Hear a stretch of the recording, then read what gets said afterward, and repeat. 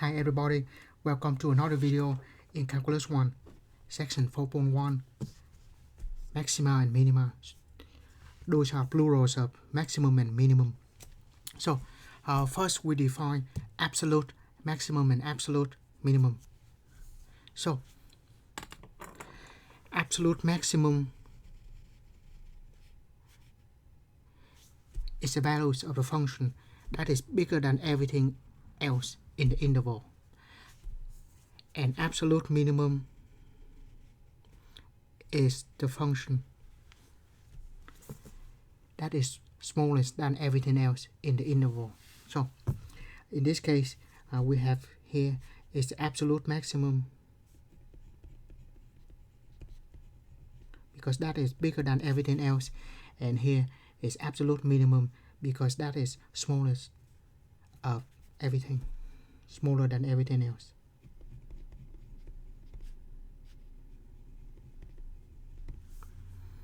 Right.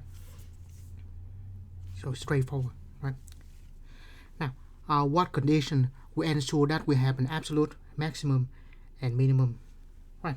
So let's say if we have a function that goes extended to infinity like this, in this case there will be no maximum, because if the function keep going like this, there will be no maximum, right?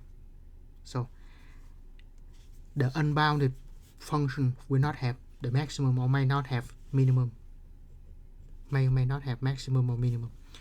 A function here, there will be no minimum, because even though if there is the point is not there, notice the an open circle here, so no absolute minimum because the point is not there, so it have to be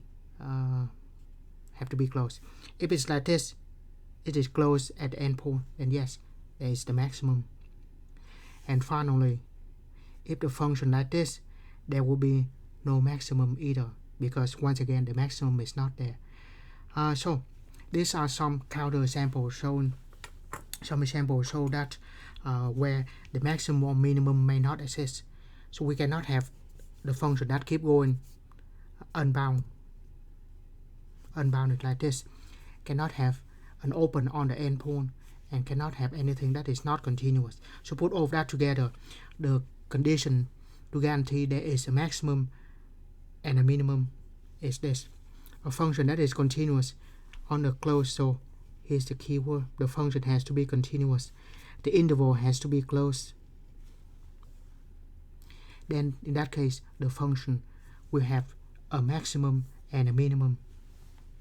And then we said, by the way, the way we define the absolute maximum, absolute minimum, it is the y values. So in the case where we have, let's say, the sine function, for example,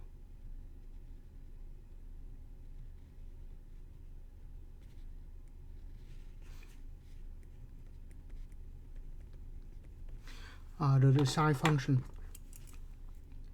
there are a bunch, infinitely many absolute maximum points, but the values that is maximum is only one. The absolute values is equal to 1, and absolute minimum is equal to -1. Even though there are a lot of points, but the absolute values, the y values that is highest, is only 1, even though there are a bunch of points. The way we define it, it is a y values, so the values of the function is the maximum, or the values of the function is the minimum. Right. So if we have the graph, that will be very easy. So if it is like this, of course this is the absolute maximum, and this is the absolute minimum.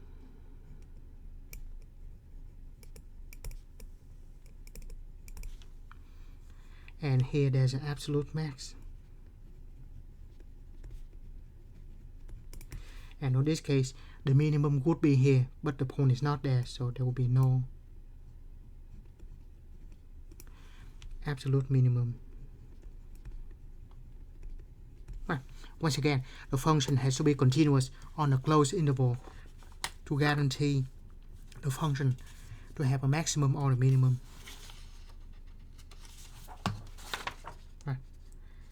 Next.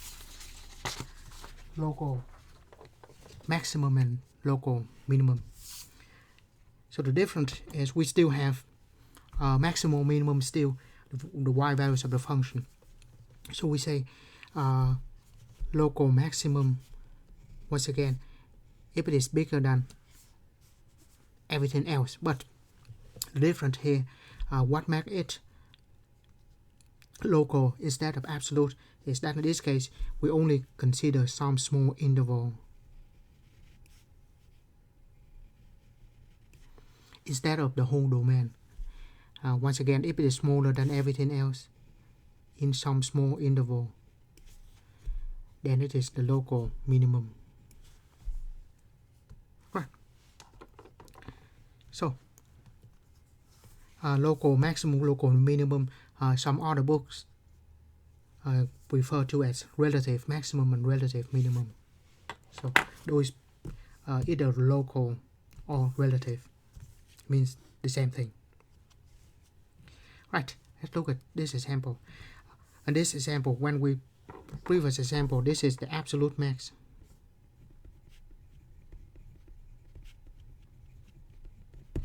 And this is absolute mean.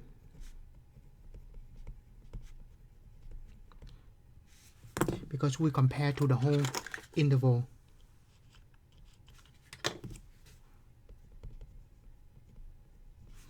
That is absolute max, this is absolute mean compared to the whole domain. Now, where is the absolute max and absolute mean? Right. The way we define this is the absolute max, or local max or local mean, is the values that is the maximum locally, pretty much. So by local we mean if we compare to the small interval around it, within that small interval, and this is just some interval, and by that I mean very small. So in this case we will not have the function when it goes like this. This will be a local maximum because we only compare to a small neighborhood of the point. We not compare this point to that point, only this point around it. So once again, if we compare this point with the points around them, or we call some small interval, in that case this is a local max. So within that interval, that is the highest. We do not compare this point with the point outside. So that's why the interval that we choose, some open interval, is have to be very small interval. And just like in limit, as small as we want to. Once again, if we compare in very small interval, in this case, this is the local minimum. Now, if we compare the point in the small interval, this is still a local minimum as well. And the endpoint cannot be the maximum and minimum because by definition it has to be an open interval that containing the point. So think about that. If we're talking about this point, there are some point on the right, but there's no point on the left. So by we say some open interval containing the point C, it cannot be the endpoint. It have to be some point on the left and some point on the right. It cannot be at the endpoint where there's nothing on the left, or of course nothing, maybe something if like this, there's nothing on the right either. So it has to be open, and the point C has to be in between. And so in that case, this cannot be a local minimum because there's no point on the left of it. There is no open interval that containing the point. So it cannot be on the boundary, cannot be on the endpoints. Right. Now, identify the location of maximum and minimum and classify it absolute max or absolute min. So this should be easy. First of all, we assume those 2 points have the same height, the same y values. So both of them will be absolute max, because those are the highest y values. This will be a local mean, absolute mean, because that is the smallest one.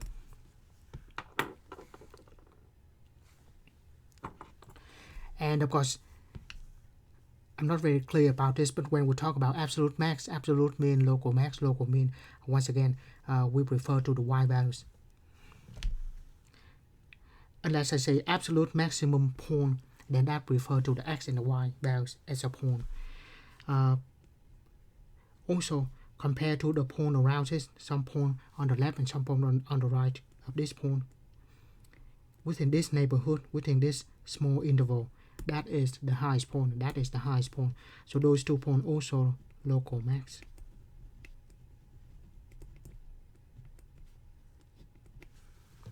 Because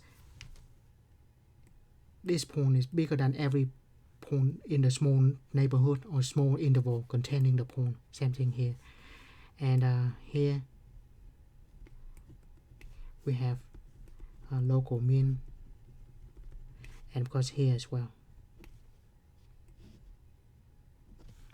Right, so graphically that should be simple.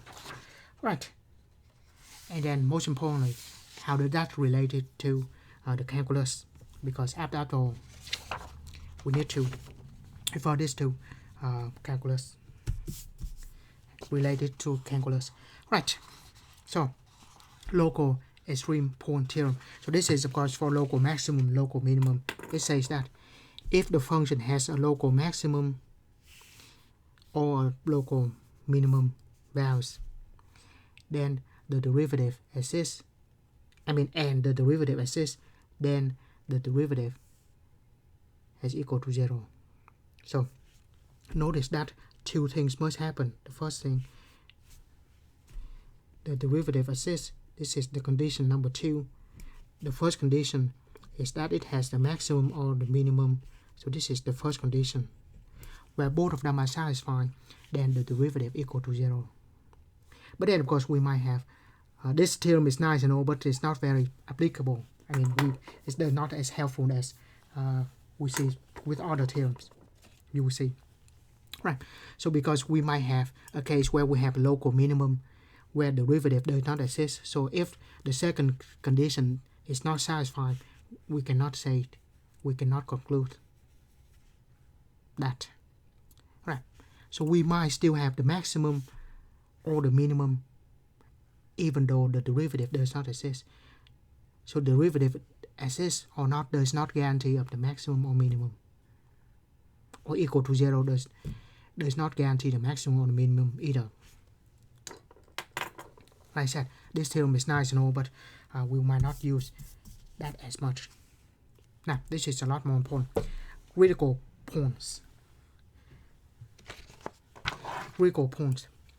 An interior point C of the domain at which the derivative equal to 0 or the derivative fail to exist. So, first of all, when we set a point is in the domain. So this is condition 1, and then this condition, let's say 2a. So either that or 2b.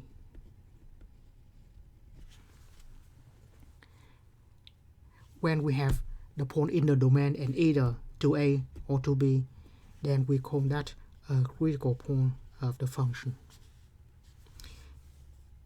So some note that a critical point must be in the domain, of course, that's the first condition. And it might be possible that derivative equal to 0 and does not exist without the maximum or minimum. So a critical point may or may not produce a maximum or minimum.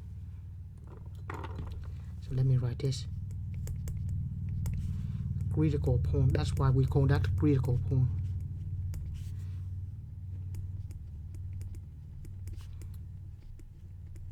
May not imply maximum or minimum.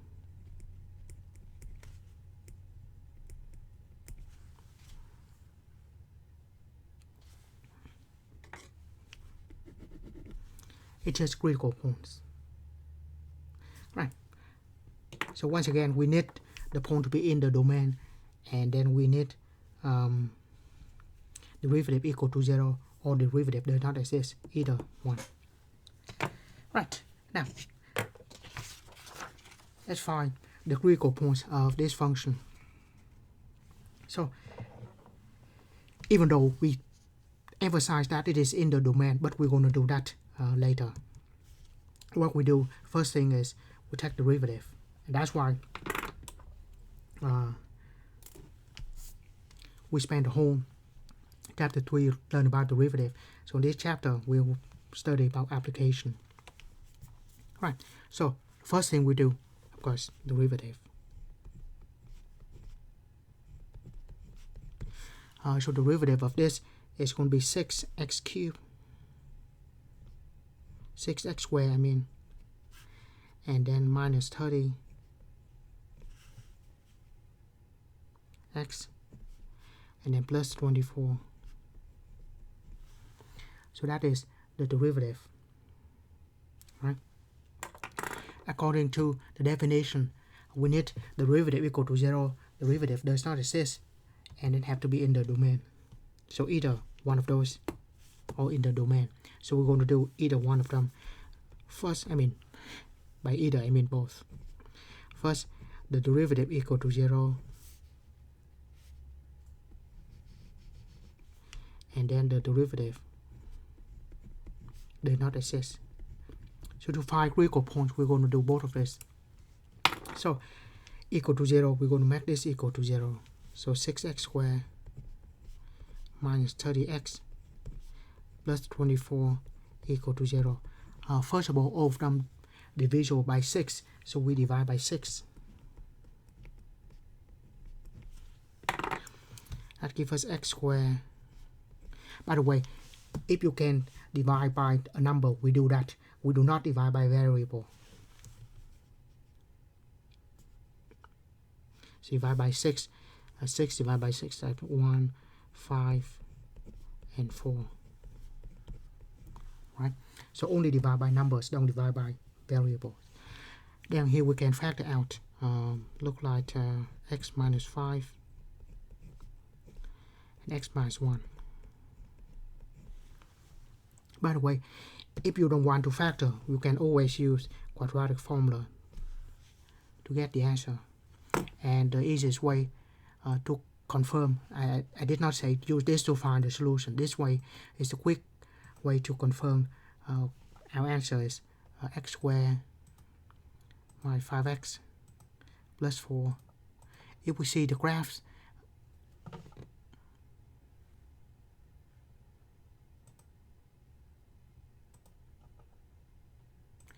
in the standard window. Yeah, so this is 1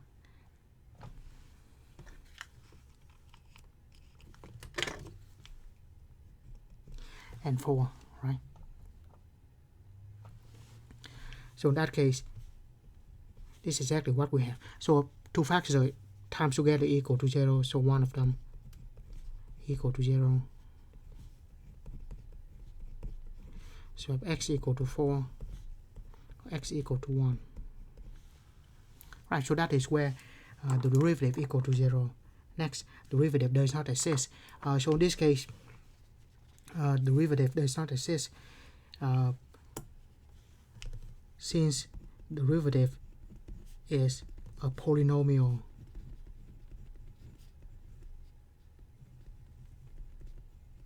Polynomial meaning it is continuous, and by continuous I mean it is defined everywhere,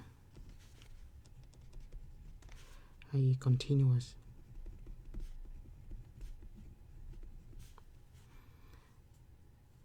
Of course, continuous is even stronger condition than defined. It's continuous, or we just say defined everywhere.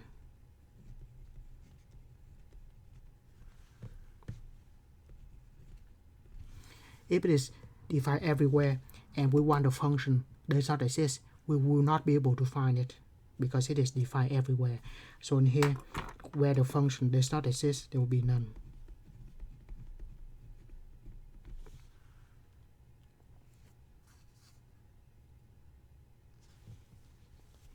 So derivative equal to 0, derivative does not exist, we have these values. Right. Before we answer the question, which is what is the critical points, or what are the critical points, make sure that in the definition the point have to be in the domain. So I will check is x equal to 4 and x equal to 1 in the domain or not. So we just check with the function, or we just in here. That's why we check to make sure that this point, when we put it back in the original function, it is defined. Later on, this is very useful when we check the values of the function. You will see, notice this is the values of the function. So if we want the values of the function, we can put in the function to x cubed minus 15x squared plus 24x minus 1. And then we can just go to table. I'm sorry. By table, I mean second graph. And when x equal to 1, we have 10. So the values of the function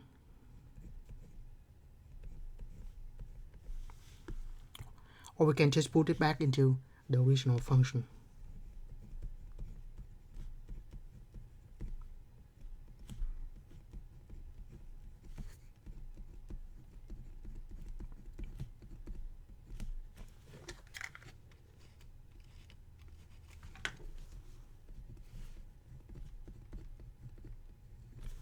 So if f of 1 is equal to 10, and then f of 4, because we put 4 in it,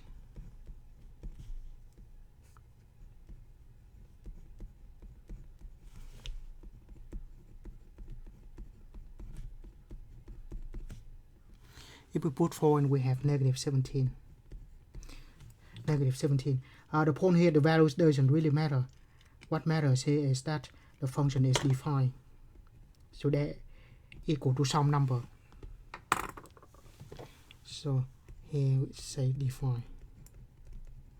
We do not need to check the values. We just need to check that these values, when we put it back into the function, it is defined. Of course, we don't even need to check that because the function is a polynomial. Polynomial function defined everywhere, meaning the domain is all real numbers. So whatever the points we find, we certainly will be in the domain. So in this case, the conclusion is that the critical point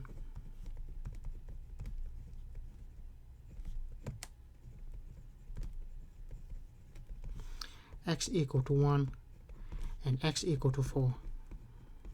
Right. Some books, they refer to this as a critical numbers for the exclusively for the x values, and they use critical points for the points meaning x and y values. But in this book, and what we use in our class, for that only to the x values, only the x values.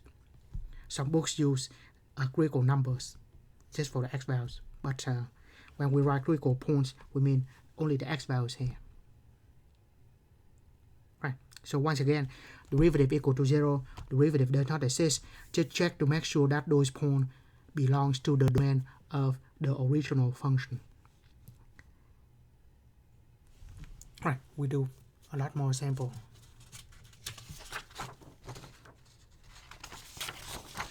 This once again, find critical points for this.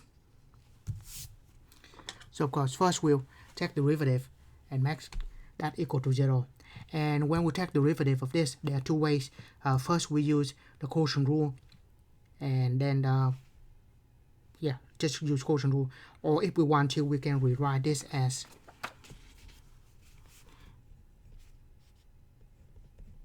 if we rewrite the function as this, and we use the chain rule, we take derivative, that's perfectly fine. but I will use the quotient rule. I will explain why in a minute, but here we use the quotient rule. So quotient rule, U is the top, V is the bottom. Derivative of U is 1. Derivative of V is also 1. Right, so derivative is the derivative of a quotient. So quotient rule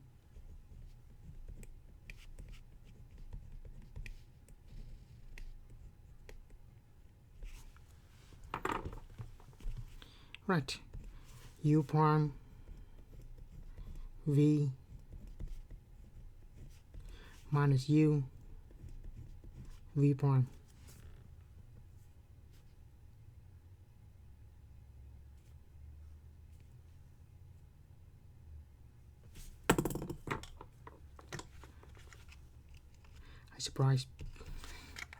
Sorry, derivative of 3 a constant is equal to 0. Sorry.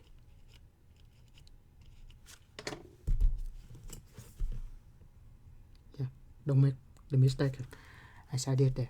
Right, so U prime V minus U V prime. That's on the top. Right, at the bottom is x minus 2 square V square. Right, 0 times anything is 0. That gives us negative 3 x minus 2 square. Right, now if we write the function like this, where we take the derivative, notice I will put the parentheses around this and I take derivative without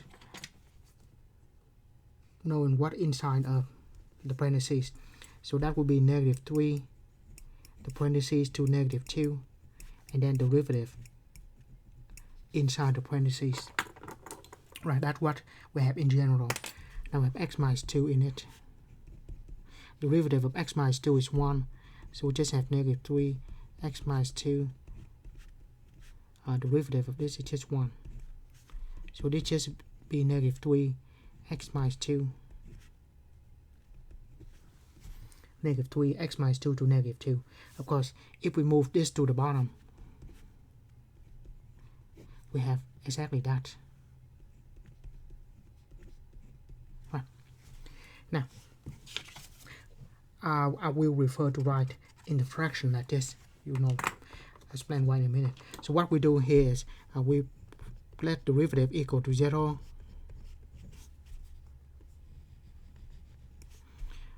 Or derivative does not exist. Now, the nice thing about this is a fraction. If the top equal to 0, then the whole thing equal to 0. Of course, we have to reduce this fraction. If both the top equal to 0 and bottom equal to 0, meaning there will be something to cancel, something to simplify. But in this case, we don't have that. So if we have fraction, then when the derivative equal to 0, we mean the top is equal to 0. If it does not exist, we mean the bottom equal to 0.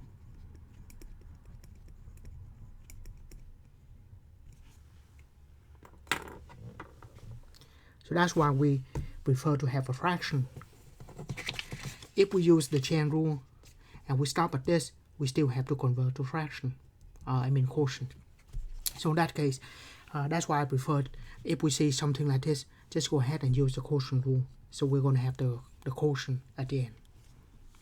Right, so derivative equal to 0 when we have a quotient. That means the top is 0 to 0, and negative 3 equal to 0. Of course, in this case, there's no solution. So this case, over here, we say there will be nothing here, because that one is no solution. Right, derivative does not exist. This is the derivative does not exist, meaning the bottom equal to 0. If x minus 2 square equal to 0, we can get rid of the square by taking the square root on both sides. Just be careful when we do that, we have plus or minus on one side. So square root and the square that cancel out. We have x minus 2 equal to plus or minus 0 is still 0, right? So we have x minus 2 is 0. So x is equal to 2.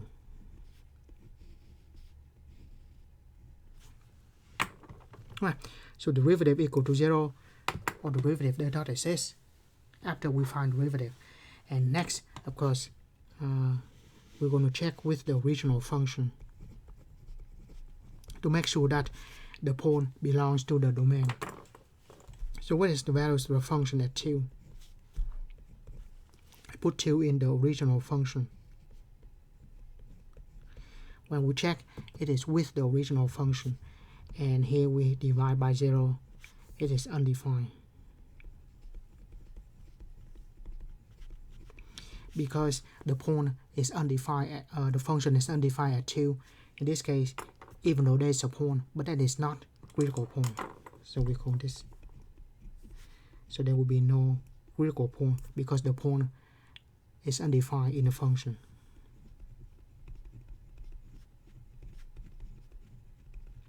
Yeah. Just make a note that when we check, it is using original function.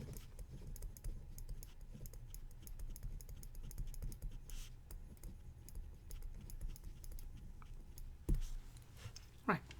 So find all the points and make sure those points belong to the domain. If they do, there will be critical points. If not, then there's a name for it, but we'll do that in the next section. Right, so that was that. Next, find the critical points for this function. So similarly to the previous example, we will use quotient rule as well. U is equal to x, v equal to x squared plus 1.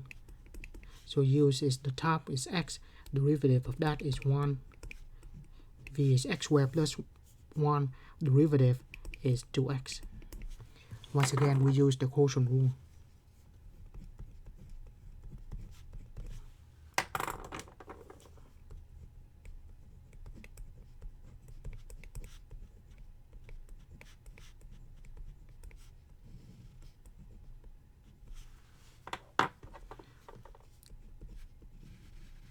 U prime v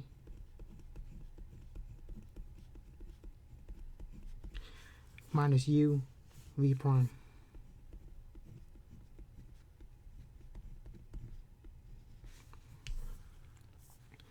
over v squared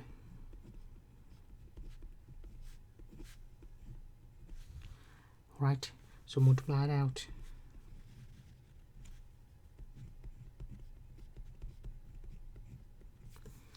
X squared plus 1 minus 2x squared.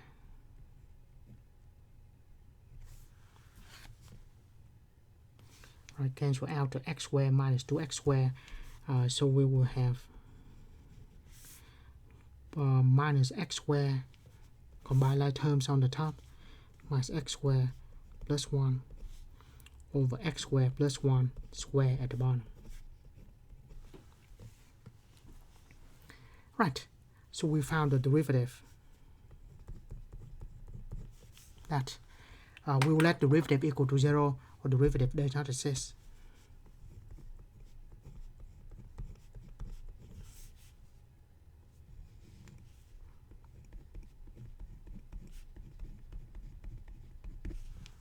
Right, here we have a quotient. So when that is the case, derivative equal to 0, meaning the top is 0. Does not exist, meaning the bottom is 0.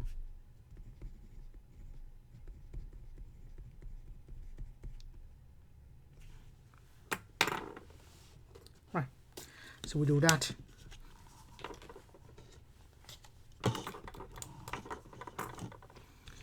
The top equal to 0. So I move the x squared on one side. So x squared equal to 1. Now, I don't emphasize this enough. Whenever we take the square root on both sides, don't forget there's a plus or minus. So in this case, we have x equal to plus or minus. Like I said, I don't emphasize enough. Square root of 1, or just plus or minus 1. So if x equal to 1, or x equal to negative 1. Of course, if we factor, that's also easy. So negative x squared plus 1, if you move to the other side, we can have x squared minus 1 equal to 0, right? Multiply negative 1 on both sides, x squared minus 1 equal to 0. And then, of course, that just factor to x minus 1 and x plus 1. Right. So, like I said, I don't emphasize enough that when we take the square root on both sides, don't forget the plus or minus.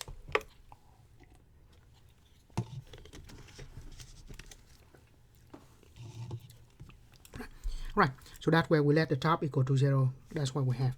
Now we let the bottom equal to 0. And just as usual, when we do the quotient rule, we don't multiply now the denominator. We just keep it like this. When we solve for 0, once again, to get rid of the square, or to get rid any even root, don't forget the plus or minus on one of the two sides. So x squared plus 1 equal to plus or minus square root of 1. Oh, right? Of course not, that is 0, right?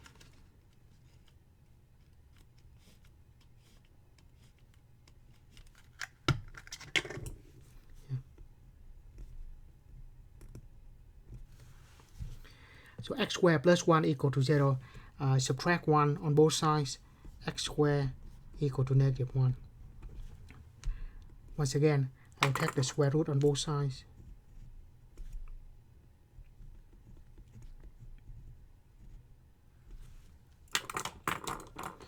So we have x equal to plus or minus square root of negative 1. Right. Now, plus or minus square root of negative 1. What we focus here is the negative inside the square root. When that happened, it is imaginary, and so we will not consider imaginary numbers here. Everything must be real. In calculus 1, we don't consider imaginary numbers. So in this case, we just said this is imaginary when we have the negative inside square root or any even root. So imaginary meaning not real, obviously. Always say no real. Solution. Right. So in this case, we only have x equal to 1 or x equal to negative 1. And then we will check. Always do that. Check. Normally we just check to make sure that the function defined. Later on it will be useful if we check for the values.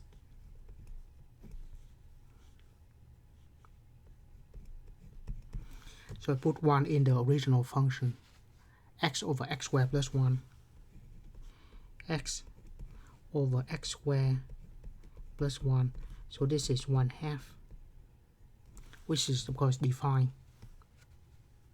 I just put a check mark there, meaning it is defined, which is good. F of negative 1.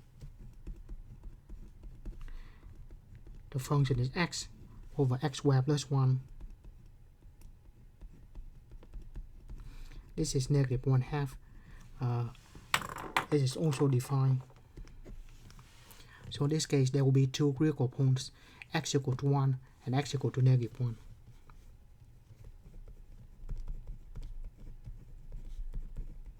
So find derivative, make that equal to 0 or does not exist. Whenever we find a value for x, just make sure that those points belongs to the domain of the original function. Because if it's not, it cannot be the critical point. Right. So those are critical points. Now, how does that relate to maximum and minimum here? So, first, in this section, we only consider absolute maximum and absolute minimum in relation with derivative. In the next section, we'll worry about local maximum, local minimum. But here, just absolute max and absolute minimum. The focus here is absolute max and absolute min.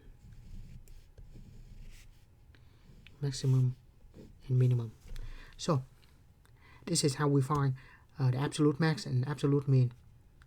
First of all, in order to have the maximum or minimum, the function have to be continuous on a closed interval, if that is the case.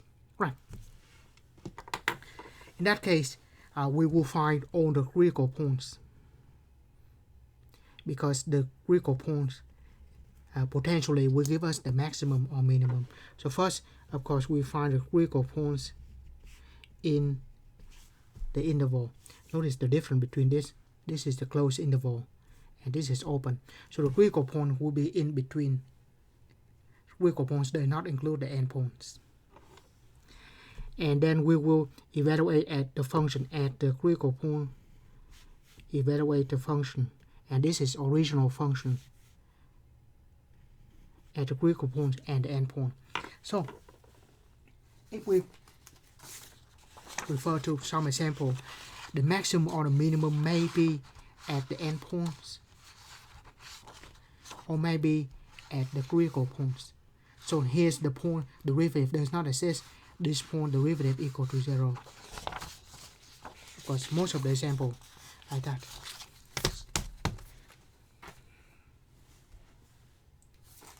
So once again, so that's why we find the critical points, because potentially where the derivative equal to 0 will be these two, or derivative does not exist. Potentially those points give us the maximum or the minimum. Of course, it could be the endpoint as well. So that's why we find all the points where derivative equal to 0 does not exist. The critical points potentially be the maximum or the minimum. The endpoints potentially be the maximum or the minimum. So that's why we check. And when we do that, we have the table. So that should be simple, right? Simple, but it's not maybe not very easy to do. Right. So also this problem might be a little long. So let's divide this into two columns. Right. Now, first example, find the absolute maximum, absolute minimum for this function on the closed interval, right? So the function, we have to have a closed interval. So we just check derivative. That's the first thing we do. Give us 3x squared minus 14. I don't know, but something off with me today.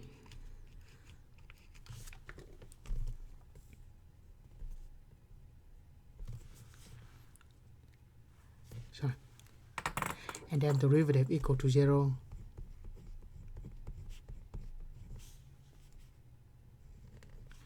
Or derivative does not exist. So unlike the problem with the quotient, this one we don't have the denominator, right? We just have a polynomial. Polynomial defined everywhere, so we will have none here. Because polynomial defined everywhere.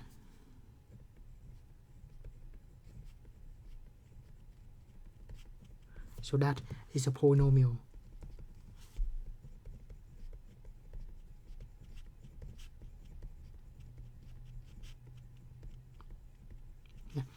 So when you get used to this problem, then you just say there's none. Right. Derivative equal to 0. 3x squared minus 12 equal to 0. So just divide by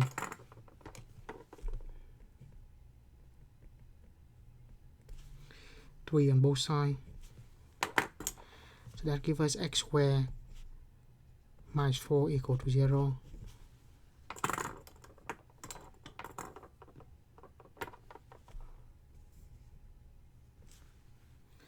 Or x squared equal to 4. And once again, taking square root on both sides, plus or minus.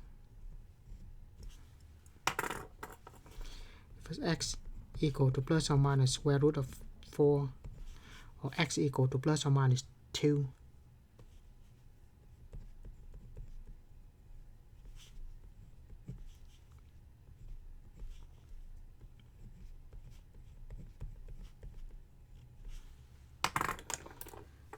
Right, so we found 2 points, x equal to 2, x equal to negative 2. So what's next? Of course, if we find critical points, then we check to make sure that it is in the domain of the function, right? Or so we put it back into the function to check if it is defined or not. That is belongs to the domain. That means belongs to the domain. However, in this case, we are given an interval. So when we check, we just make sure that is in negative 1 to 5. So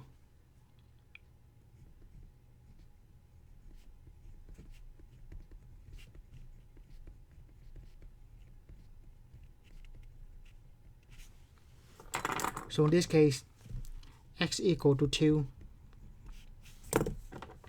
is good, whereas x equal to negative 2 is no good because negative 2 is not in negative 2 and negative 1 to 5.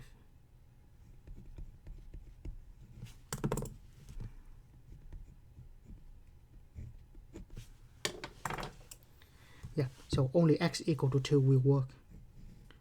Only x equal to 2 belongs to the domain. And by the way, when we check, since according to the step here, we don't even need to check with the endpoint, so we just put the parentheses.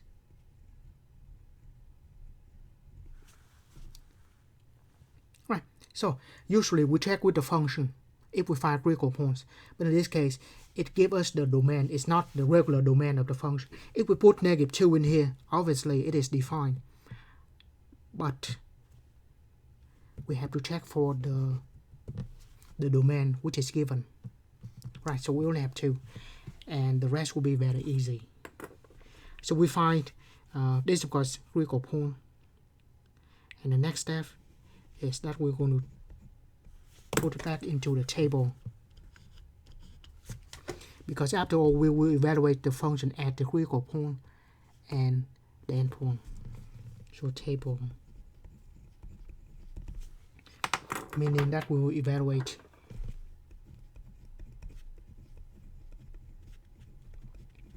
original function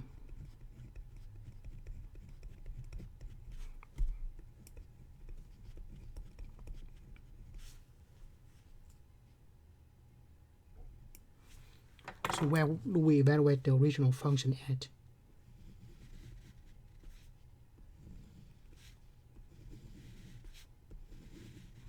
So we have the original function of x cubed minus 12x. So where do we evaluate at? Right, critical points and the endpoints. The endpoints being negative 1 and 5. The critical point in the domain is only one of them, 2. So we're going to put these values into the function. Right. Of course, we can just put that in the table, but the best way to do that is this. So I can evaluate all of this at once. So usually, if I can store negative 1 into x, and then we say x cubed minus 12x. So that is I usually evaluate the function like that, right? That's nice and all, but we can do that for 3 of them at the same time. So in that case, second, open the curly bracket, -1, comma 2, comma 5, close the curly bracket. Let's store second and then 1. Second and number 1 give us the list 1. And then when we say it, the list 1 cube minus 12 times the list 1, we have the values of 11, -16, and 65. Right. So that's one way to do it. Another way to do that is hit stat to go straight to the table. Hit stat and enter. Of course, we have a bunch of numbers here. Let's clear that. By the way, when you clear this, never hit the delete key. Never hit that key. Just highlight the list and hit clear. Because if you accidentally hit delete, you'd have delete that out of names here. So if you want to put it back into L2 here, hit second, number 2. Yeah, so that is the list. Once again, just hit clear. Do not hit delete. Hit clear and then enter. So we clear the list. Now, here we can enter the values, right? -1, enter, 2, enter, and 5. Right, so that is the list 1. Enter in the values. Now go to list 2, where L2 is highlighted. It's very important. When we highlight L2, we just enter this. Second, number 1 for list 1, cube minus 12 times list 1. So we use L1 instead of X. And when we do that, we have the values. And once we have the table, of course, or we just put the numbers back into the function and do that by hand. It's not that bad. But in this case, this, of course, is the absolute minimum because that is the smallest one. And this is the absolute max because that is the biggest one. So for absolute max and absolute min, find the critical points within the domain and then test the endpoints, test the critical points in between. From there we can see the maximum or the minimum easily. So in this example, this problem, we have absolute max equal to 65, occurred x equal to 5, and absolute mean equal to -16 at x equal to 2.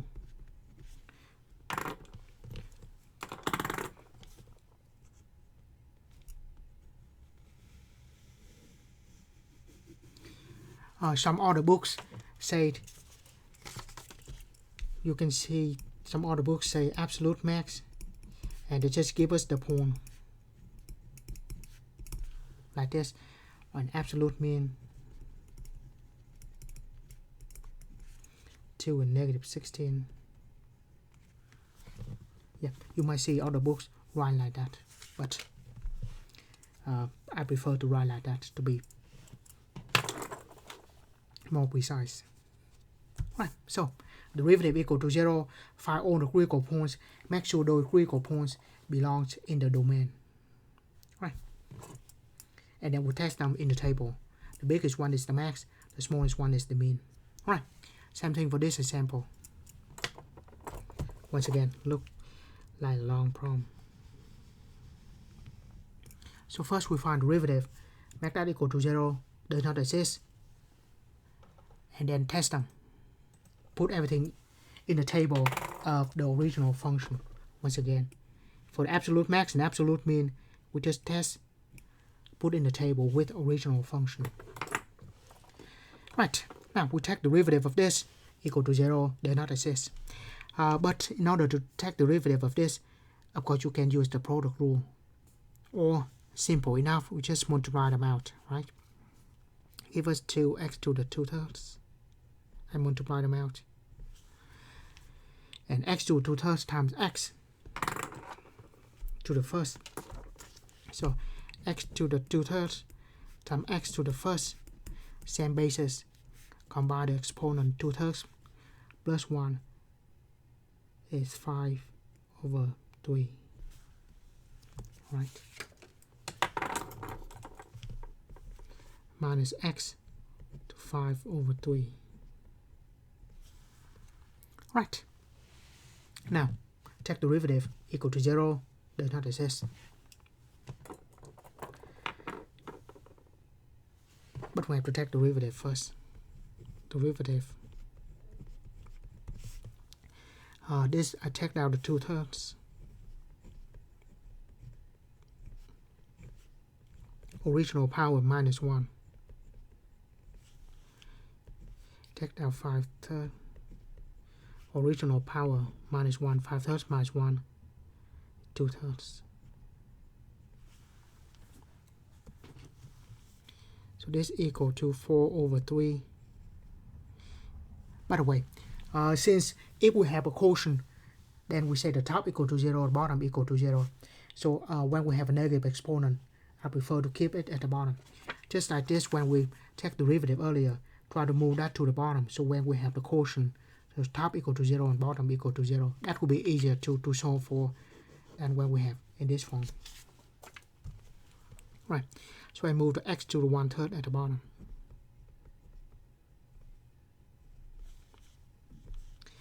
And then I have 5. The x here to 2/3 is positive, will stay on the top. If it's negative, move to the bottom and change to positive.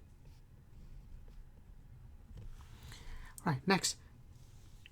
If we want to combine this into one big fraction, we need common denominator. The reason we need one big fraction is so we can say the top is 0 and the bottom equal to 0. So I multiplied x to 1/3 so that we will have the common denominator of 3x to the 1/3. Common denominator of x to the 1/3. 3x to 1/3. On the top we have 4 minus x to the 2/3 times x to the 1/3. Same basis, combine the exponent 2/3 plus 1/3 is 3/3, which is 1. Right, so we have one big fraction, which is good. So this is the derivative. Right, so what's next is derivative equal to 0 or derivative does not exist.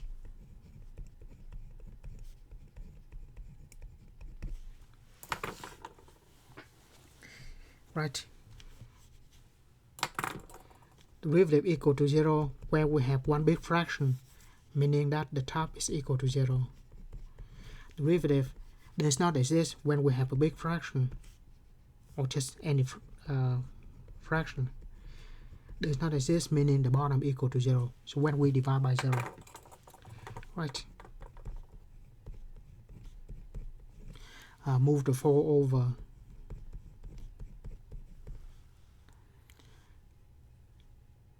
Becomes a negative 4, right?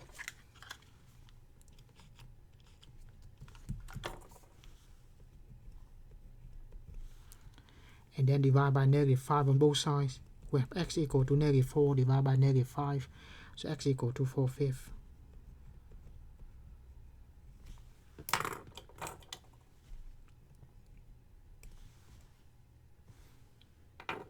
Or 0.8. Yeah. The bottom equal to 0. 3x to the 1/3 equal to 0. So we can get rid of the 3 by divide by 3 on both sides. We can always divide by numbers on both sides. As long as we don't divide by 0. Never divide by 0.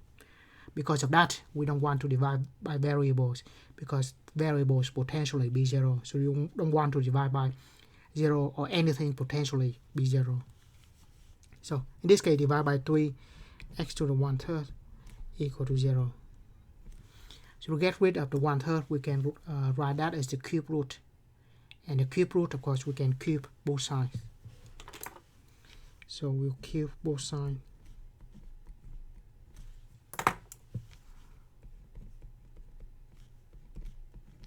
So give us x, 2 and 3 cancel out, equal to 0.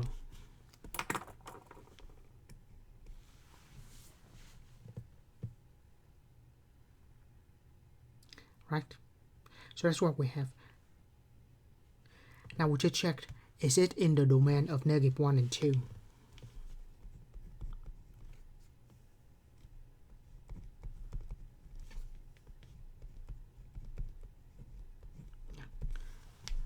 And both of them belongs to -1 and 2 because 4 over 5 is 0.8, which is between -1 and 2. So yes, we have x equal to 0, which is good. And then x equal to 4/5, which is also good.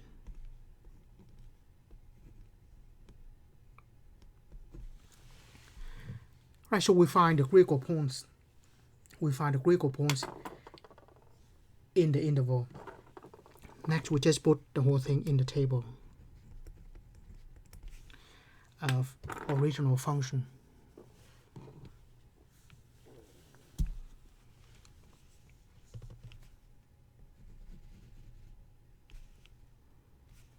Right.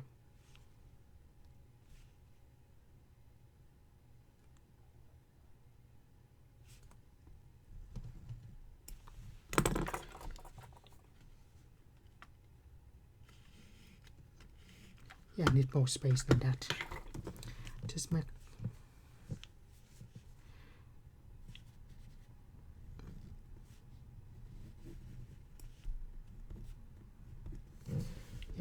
so the original function, you can either use this or that.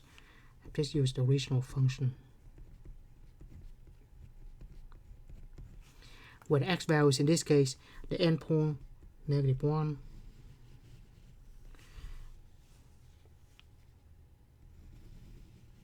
and then 2. Those are the endpoints or the boundaries. And then at the middle, in between, we have the critical points of 4/5 and 0. We don't even need to put this in increasing order, but we just put those points. Yeah. So just evaluate the endpoints of the domain.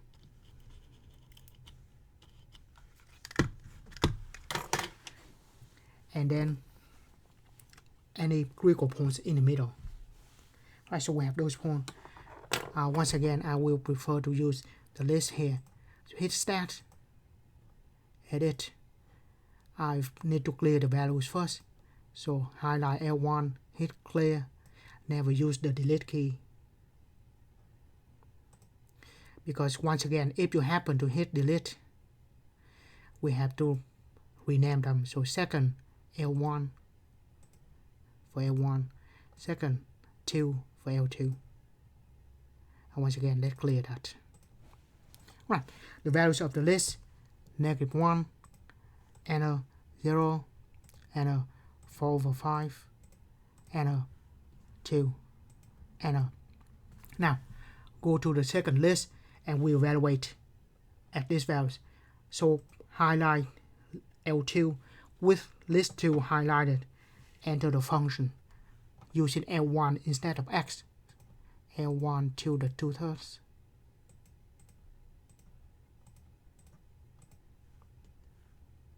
Make sure there's a parentheses there, and then times 2 minus x, but use L1 instead of x, don't use x. So we will have 3, 0, 1.0341, and then 0. Obviously, we have absolute max here, and we have absolute mean here and here.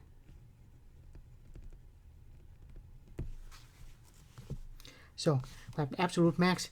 Like I said, sometimes they just say the absolute max as -1 and 3, and minimum will be here and here.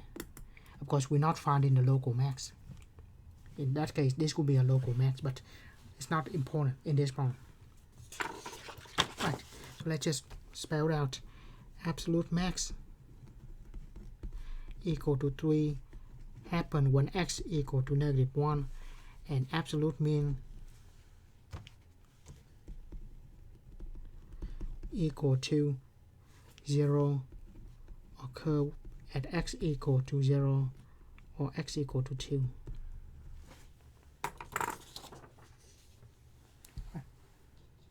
So that's what we have. So take derivative equal to 0 does not exist, but as always have to check to make sure that the critical points belong to the domain. So it can be critical points. If it's not in the domain, it's not critical points, and we're not worried about that. Right, more samples. As just like the other problems. This problem a little long. It's not that difficult, just a little long. So I divide into 2 columns.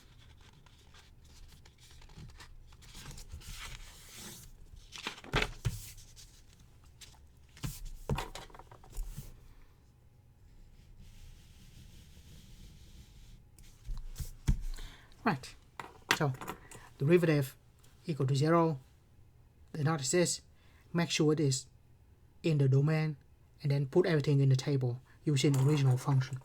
Right, so we have that function. As I said, usually we prefer to use the quotient rule whenever it's possible. But if you don't want to, we can always split this, and we'll take derivative of this, or derivative of this, which is perfectly fine. However, when we do that, we still need to convert that to one big fraction. So since we want a fraction, might as well just use the quotient rule, because the answer in the quotient rule is a quotient.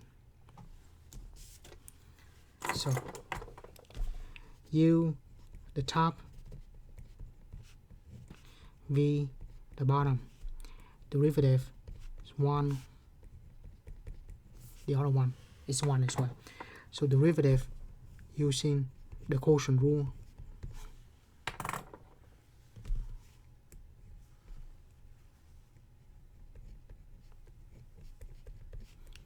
u prime v minus uv prime over v squared. U prime v minus u v prime is 1 over v squared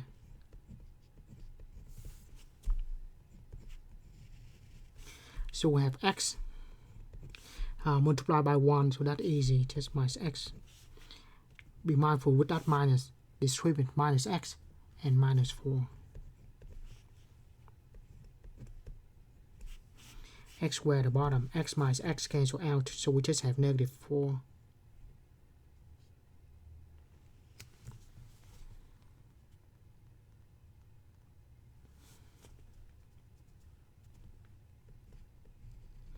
Over x squared.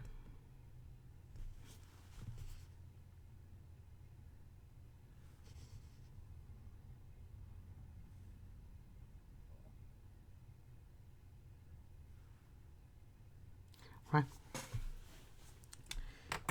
So derivative equal to 0. Derivative does not exist.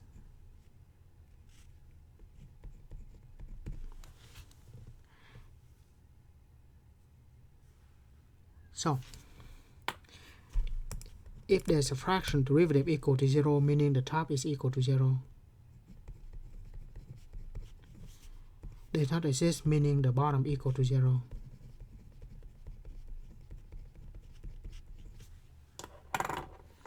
So the top -4 equal to 0, of course that does not give us anything, because this is no solution. The bottom equal to 0. x squared equal to 0, so x is equal to 0. But as always, I don't emphasize enough, don't forget the plus or minus. Still 0 though.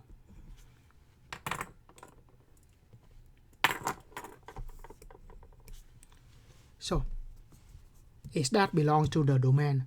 And obviously no, because if you put, even though if we are not given the domain, we put in 0, is still undefined in the function. So, but in this case we are given the domain, not the domain of the function. We're given the domain, so there will be a maximum and a minimum. Remember, the function have to be in the closed interval, so we are given an interval. So I say given the domain, maybe not the right word, but we are given an interval, and we just need to find the maximum minimum in that interval. Oh, in that case, we can still call that the domain of the function. Anyway, so is it in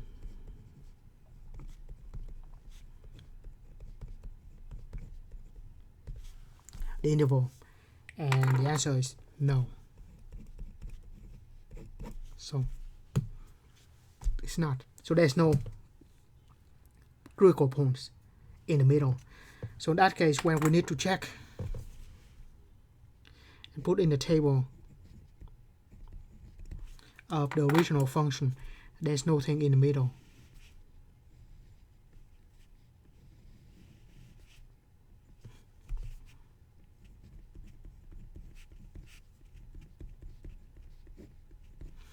Just the endpoint 1 and 5. So we put 1 and 5 into the function. This is simple enough. Just do by hand. 1 plus 4 divided by 1. So that gives us 4. 5. Then put 5 in for x.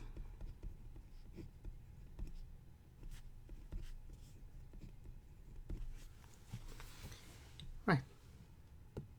So of course, maximum, minimum, absolute max equal to 5 when x equal to 1, and absolute mean equal to 9 over 5 at x equal to 5. Of course, we can check with the graph. X plus 4 divided by x. Right, so from 1 here to 5. So 1 is here and 5 is here. That look right. So in this case, we do not have any critical points in the middle. But that's why we need to have a closed interval. Because if we have the parentheses, we don't have the endpoint to have the maximum or the minimum. So if the function is continuous on the closed interval, we guarantee to have a maximum or the minimum. So that's why usually we are given a closed interval. Right, so once again, we still need to take derivative to find any critical points in the middle. Even though there's none, we still need to show that there's no critical points in the middle in this case. Right, next we have a trig function, but still the same thing. Take derivative equal to 0 does not exist. And in this case, of course, we can use some trig identities, but I just use the product rule.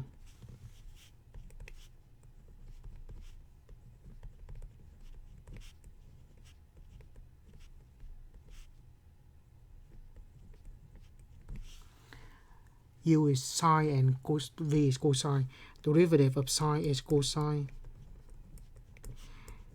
Derivative of cosine is negative sine. So derivative equal to 0. But have to find derivative first, and that is the product rule.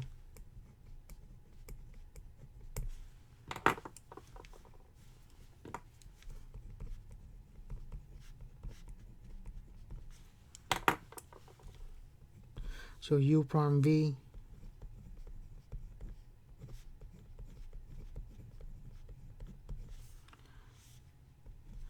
minus u v prime, plus u v prime,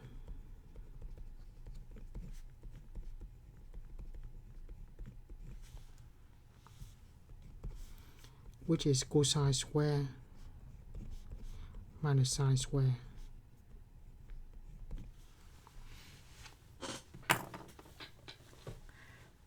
Right, and then we let that equal to 0, then it says, in this case we don't have a big quotient. Right, so once again, derivative equal to 0 or does not exist. However, in this case,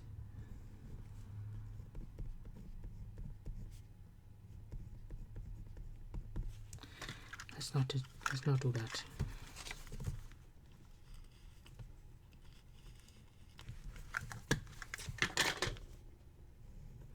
In this case, we have this function cosine sine. Cosine sine, the domain are all real numbers. So cosine sine defined everywhere. So cosine of x and sine x are defined everywhere, just like polynomial.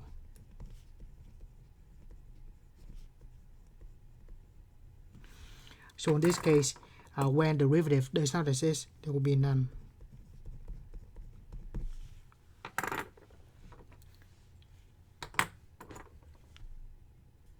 Because if it is defined, it cannot be does not exist. Of course. Now we just worry about the case when the derivative equal to 0. So cosine square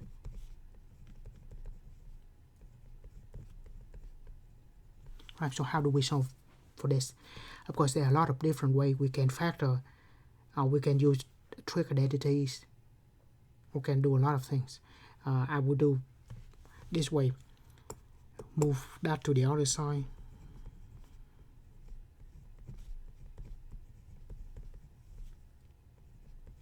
Subtract that on both sides. And then taking the square root on both sides. As always, plus or minus. When we take the square root on both sides, the square root will undo the square. So we just say cosine of x equal to plus or minus sine of x.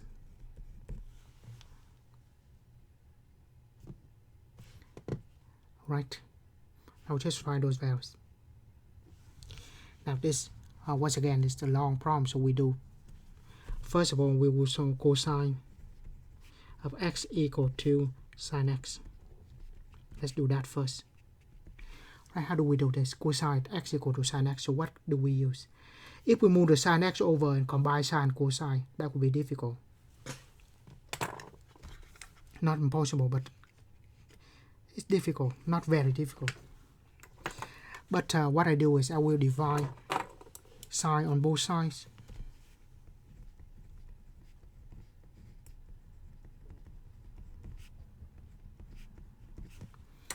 What I do is I just divide by sine x on both sides,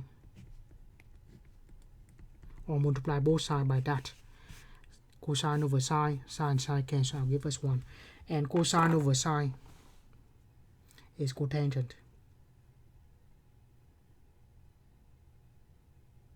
Better yet, we divide by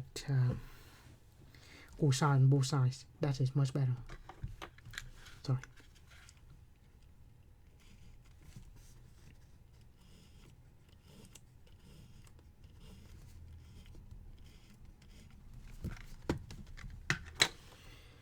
Right, I will divide by cosine both sides because sine over cosine is tangent. That will be easier to do. So we have just divide by cosine on both sides. Cosine of x over cosine of x equal to sine x over cosine of x. So that gives us tangent of x equal to 1. So where is tangent equal to 1? So the reason we use tangent instead of cotangent, because that will be easier if we use what is tangent inverse of 1? Right, so what is that?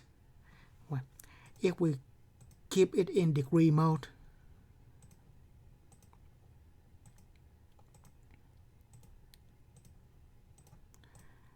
give us 45 degrees. So we have x equal to 45 degrees, or in radian, pi over 4. So what else? Remember, tangent. We have 45 degrees here.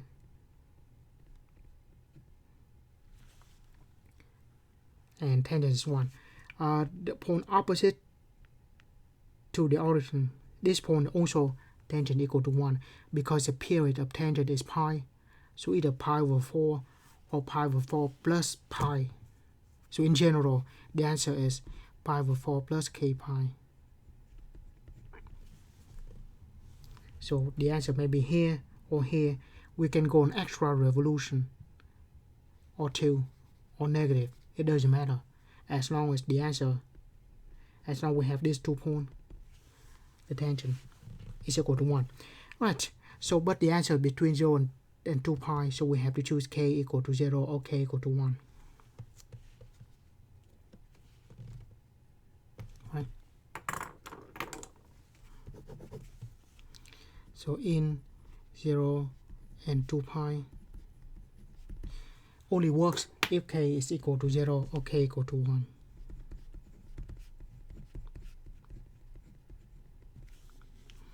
As k equal to 1, x equal to pi over 4 plus pi, which is 5 pi over 4. So I have 2 points there. Next, cosine of x equal to negative sine x. Alright, so we do the same thing, divide both sides by negative cosine x. So in this case, we have tangent of x equal to negative 1. If we divide both sides by cosine, and we have tangent of x equal to negative 1. And so first, I'll do tangent inverse of negative 1, give us negative 45 degrees, or negative pi over 4, and plus k pi. Always, when we solve the equation involving tangent, so be plus k pi. If it's sine cosine, it's going to be 2k pi. K could be any integers. Right. Once again, the period for tangent and cotangent is a pi. So that's why when we solve this for equation involving tangent, we can add k pi to it. It's half revolution, so it can be either one of them. So in this case, the solution may be here or here. Both of them will have the same tangent values of negative 1. And once again, we choose the solution between 0 and 2 pi. By the way, I should use the parentheses, but it's not wrong to just use that. So obviously between 0 and 2 pi, I cannot choose k equal to 0. If k equal to 0, it is negative. It doesn't work. So I have to choose k equal to 1. We start from 1. Then pi over 4 plus pi. That is 3 pi over 4. And then choose k equal to 2. Negative pi over 4 plus 2 pi.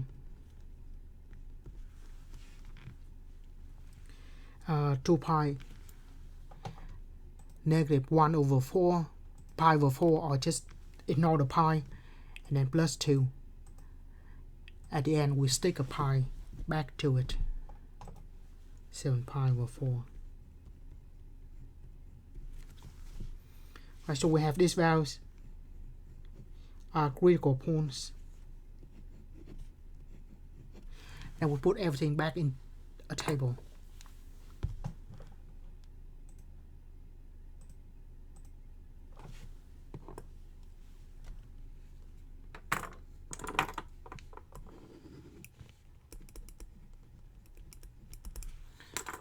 Right, so edit, let's clear the list, clear,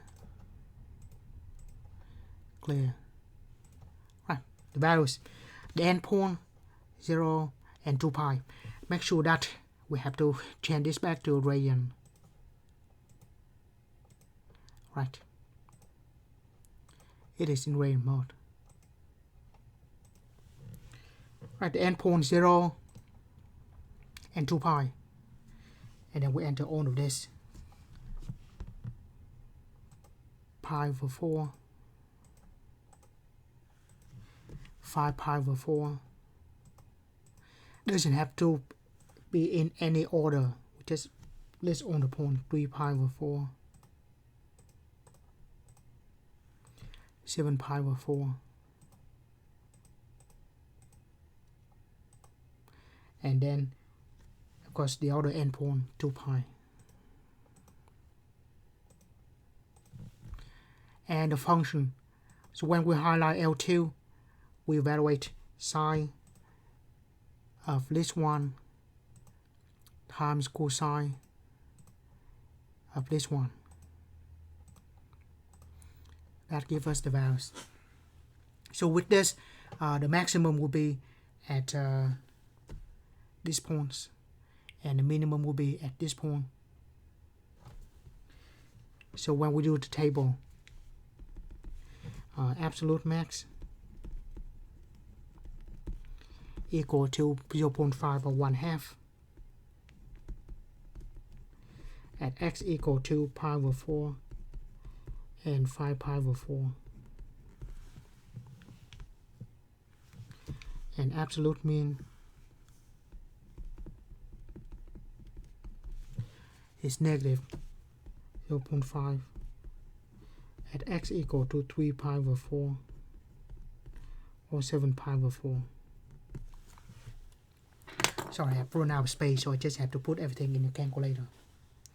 Right, so bottom line is, find the absolute find derivative equal to 0, does not exist,